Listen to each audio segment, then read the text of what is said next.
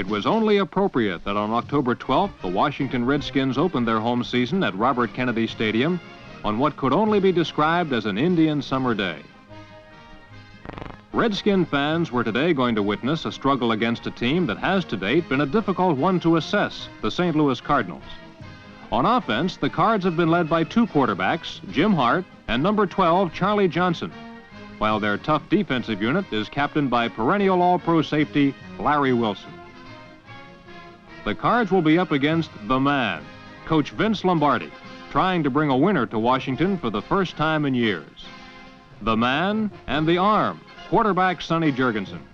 These two will be the main obstacles in Cardinal coach Charlie Winter's path. I'm Andy Musser, and this is the NFL Game of the Week.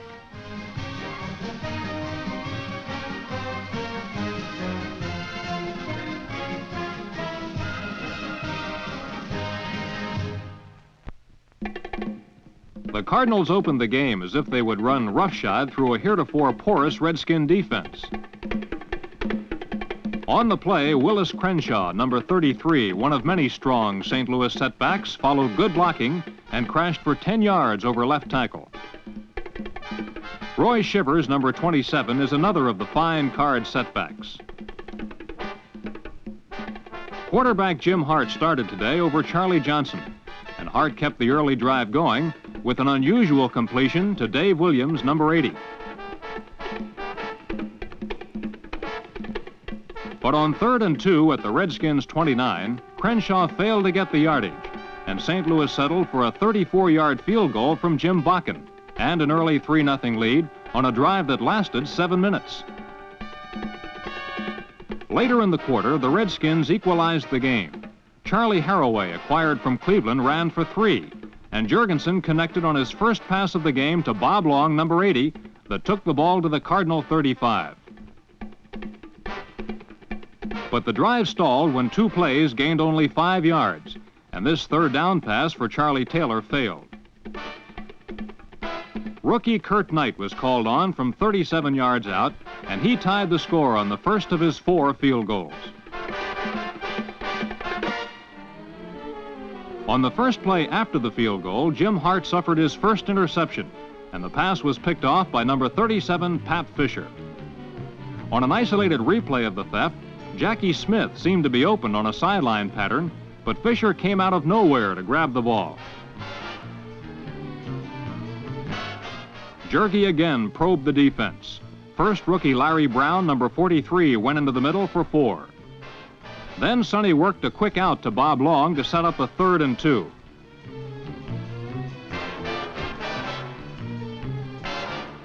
Jerky decided to work on Long's defender again, rookie Roger Worley, and it paid off. Sonny is a master at exploiting weaknesses in a secondary. Then Larry Brown ran a power sweep around right end, 12 yards and a touchdown. Lombardi was determined to bring a running attack to Kennedy Stadium, and so far he had succeeded.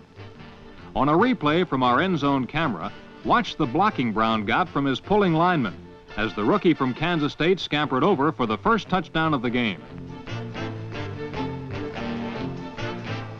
The quarter ended with Washington on top, 10-3.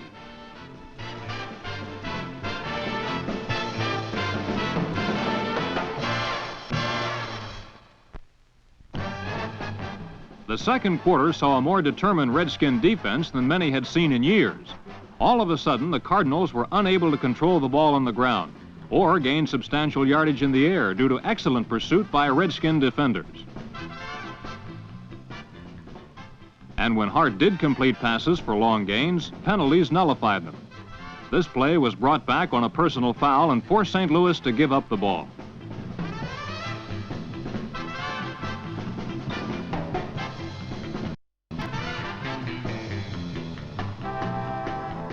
The Redskins would fail to score on this drive for the only time in the second quarter, although number 42, Charlie Taylor, gained 18 on this pass from Jurgensen. On a replay, watch Taylor make his move to the outside and drag his trailing leg after the catch to stay inbound, despite Jackie Smith's protestations.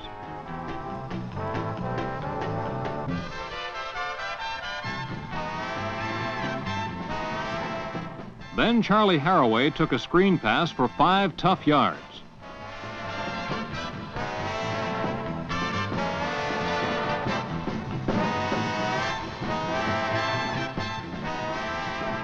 But on 3rd down, Jurgensen underthrew his receiver, and St. Louis got the ball back.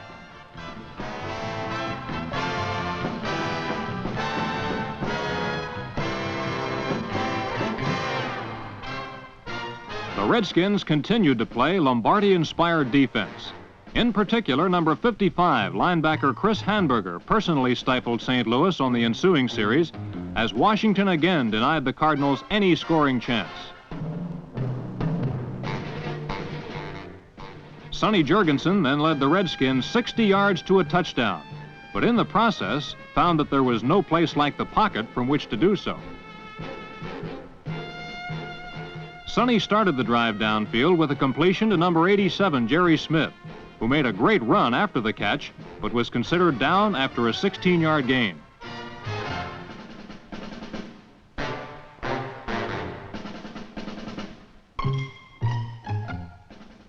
This tripping penalty on number 48, Bob Atkins, gave the Skins another first down.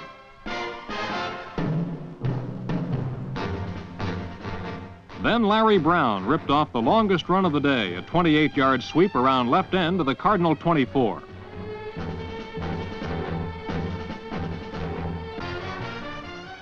On the replay, we can see that the Redskins' offensive line pulled fast and was out ahead of their ball carrier. This is the key to the successful sweep, and they learned it from the master, Vince Lombardi.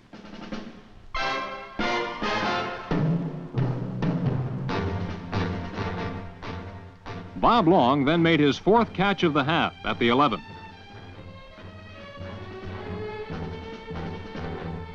On first down, Jergy went for all the marbles, and Charlie Taylor was there. Touchdown, Redskins, and a 17-3 lead with 4 minutes left.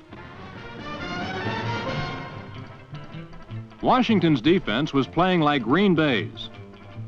Lombardi had his team fired up, and they harassed Jim Hart all day. Here they forced a throwaway by Hart and almost ran him out of the stadium.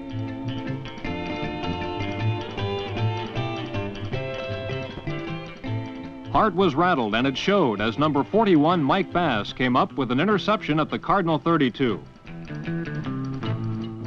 On the isolated replay, Dave Williams ran his pattern well, but Bass turned at the right moment to give the Redskins another scoring opportunity.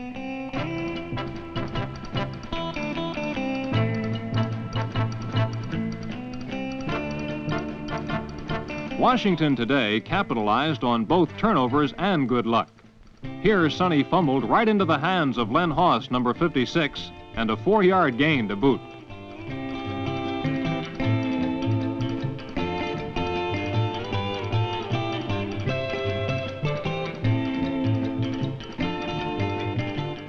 But luck ran out on Jergy.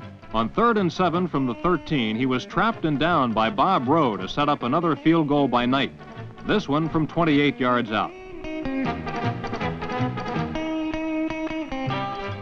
Washington now led 20-3.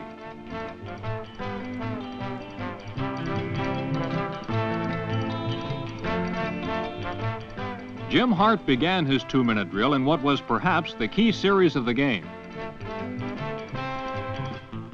If the Cards could score, they would go into the locker room only down by 10 and have psychological momentum with them.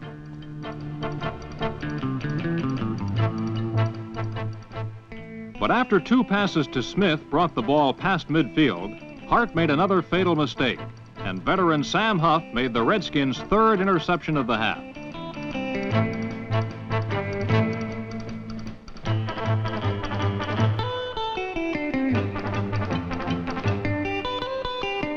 Jurgensen had 1 minute to score, and he did. Long got 16 on this reception.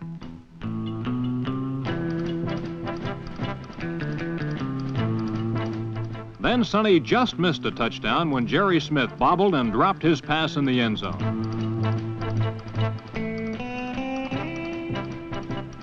On a replay, Smith had to worry not only about catching the ball, but also staying in bounds, and this probably caused his error. Now at the 1 on 3rd down, Jurgensen just overthrew a leaping Charlie Taylor, and Kurt Knight salvaged the drive with a field goal. The half ended with the surprisingly strong Washington Redskins in a commanding 23-3 lead over the erratic St. Louis Cardinals. St. Louis had not only the legend of St. Vince, but also a 20-point deficit to contend with. And early in the second half, they looked like they might do so as Hart, off a play action, wobbled a high ball to Dave Williams, who used his height to advantage over Pat Fisher. Fisher thought that Williams was down. Luckily for Washington, Sam Huff did not. Johnny Rowland, who had been held to 8 yards the first half, exceeded it on one play, a well-executed draw for 11 yards to the Washington 38. Determined to run against what is statistically the weakest ground defense in the league, Hart tried number 23 again, but found the outside plugged by Huff and Fisher. On the 3rd and 10 possession pass, Hart wasn't even close, but here a key interference penalty occurred. The Big Red Line finally moved someone as Rick Sortune and Ernie McMillan sent defenders tumbling like 10 pins, and Johnny Rowland virtually walked into the end zone for a score. It looked like things were going to be different in the second half. Number 70, Sam Huff, somehow sensed the play, but this is how Rowland and his blockers looked to him as they completely wiped out the right side of the Redskin line en route to the touchdown. The Cardinals were back in the game.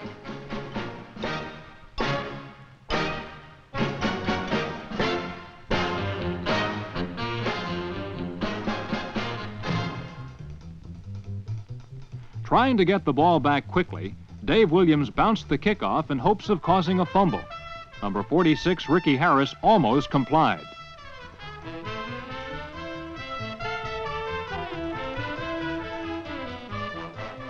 He didn't get far, but at least Washington had the ball. Sonny Jurgensen immediately stung his opponents with a sideline completion to Walter Flea Roberts for 22 yards.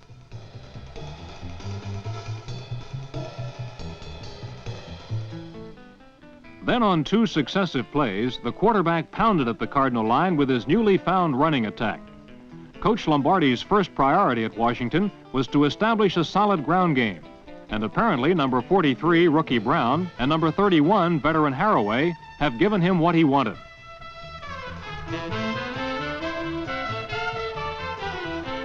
The reason for the run is to set up the pass. On 1st down, Jurgie went for the long ball. His target, veteran Bob Long. His pigeon, rookie safety Terry Brown.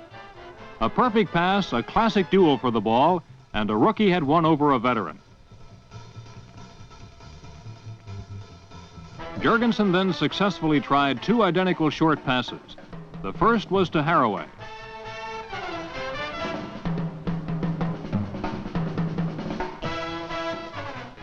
And the second was to Bob Long, who was a Lombardi favorite in the Green Bay days.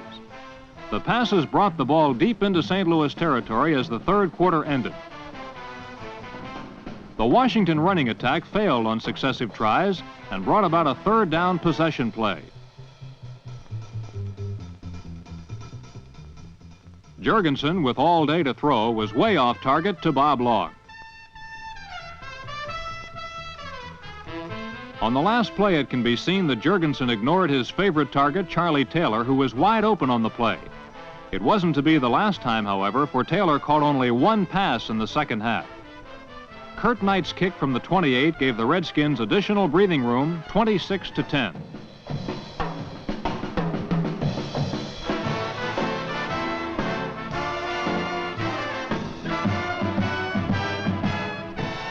St. Louis had to come back fast, and they obviously would have to do it in the air. Hart hit Jackie Smith over the middle. This was an important play because from here on in, Hart's arm would consistently fail him. The isolated camera shows Smith curled into the crease between the linemen and the linebackers before being met with a solid tackle by Chris Hanberger. Then Hart's string of inefficiency began as the pass intended for Williams was almost intercepted by Pat Fisher, who couldn't quite believe he didn't have the ball. A look at Williams' pass route shows the ball was well overthrown. The receiver didn't have a chance for it. Fisher did.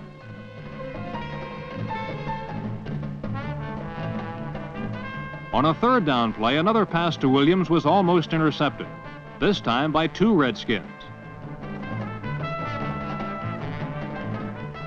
The isolated camera reveals Williams himself prevented the steal by reaching behind to bat down the poorly thrown pass. Another St. Louis opportunity was gone. Washington took over. Lombardi's strategy was now to run for the rest of the period, and it worked well on the first play as Haraway bowled for 8 yards. On the next, Haraway again ran well, but he almost seemed to propel the ball on the St. Louis 40, and Terry Brown recovered.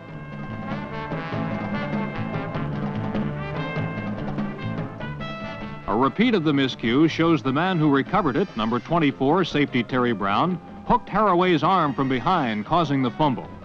He regained his feet quickly to recover the ball. The rookie was having quite a day.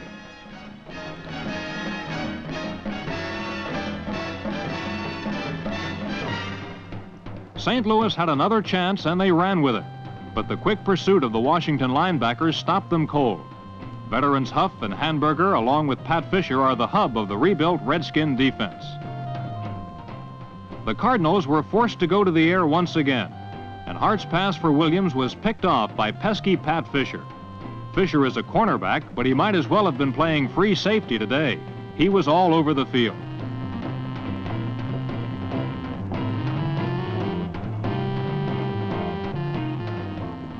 A repeat of this key play shows Williams ran a long post. Number 41, second-year cornerback Mike Bass stayed right with him, and the omnipresent Fisher came from nowhere to take the ball. He returned it 27 yards. If you don't believe history repeats itself, watch Washington's next play, a lineman's dream, as Haraway's second consecutive fumble bounced right into the arms of tackle Bob Rowe, who managed to stumble a few yards farther with it.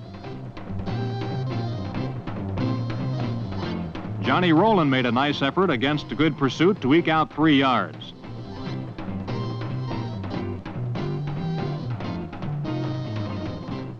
It was now 2nd and 7 on the Washington 25. Then Hart put the ball up for grabs again, this time to Jackie Smith. The pass seemed to be caught, then stolen by Sam Huff, who was wrestled to the ground by Smith. But the ground camera shows Huff picked off a bobbled ball from the clutching Smith. The rebuilt Redskin defense was having a field day against a team that many experts picked to win its division. Unfortunately, after helping their leader to his feet, the Redskins discovered a little yellow something lying on the field. A tripping penalty had been called and the interception was nullified.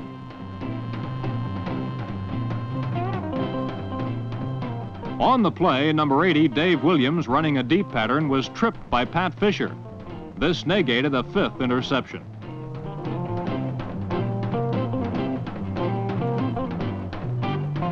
With the ball now on the Washington 13, Hart on a keeper rolled left and took it to the 3-yard line.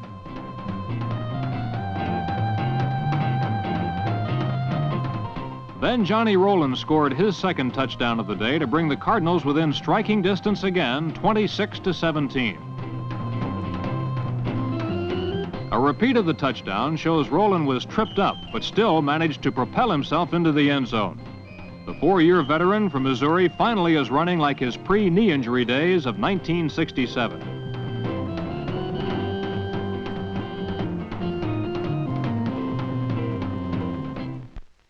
In case you've forgotten, with all that Redskin running going on, what Christian Adolph Jurgensen does better than anyone in pro football is pass.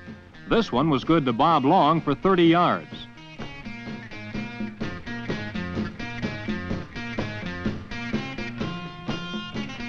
Then Washington's prize rookie, Larry Brown, ripped 8 yards into Cardinal territory.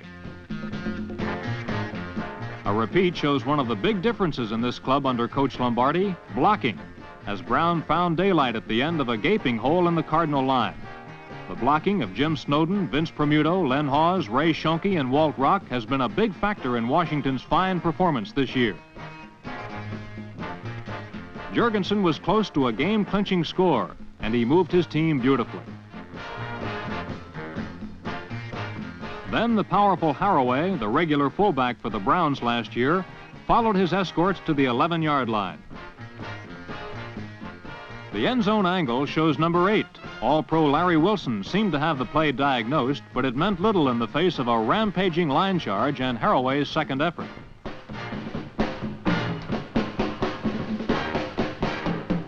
With just 2 minutes left in the game, Jurgensen tried to hit Larry Brown, but he didn't retain possession in the end zone, although he held on despite a crash with concrete.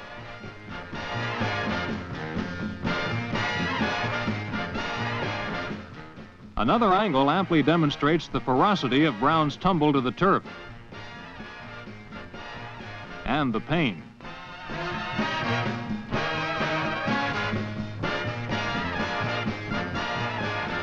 The injury gave Washington a timeout and the Golden Arm quarterback an opportunity to strategize with the silver-haired legend who has brought a new dimension and motivation to Kennedy Stadium. Jurgensen calmly looked over the defenses, then passed to tight end Jerry Smith to ice the victory in the home opener. Washington had gone 76 yards in 10 plays and had ballooned the score to 33-17. The Cards still had some kick, however.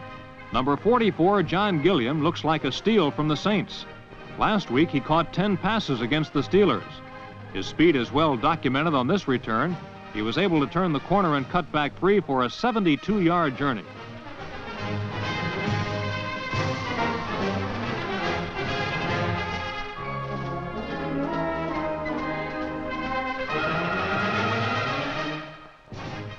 But Hart followed Gilliam's exciting heroics with this pass to nobody in particular.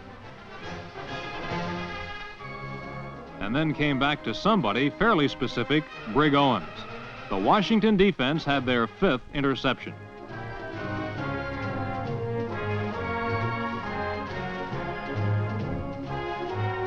A repeat reveals Hart was hurried before unloading. But it is interesting to note that throughout this painful day, Coach Charlie Winter stuck with his quarterback and didn't bring in his opening day starter, Charlie Johnson.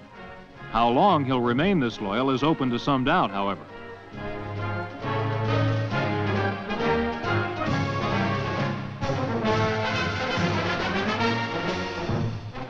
A victorious Vince Lombardi had no complaints about his quarterback, his offensive line, or his thieving defense.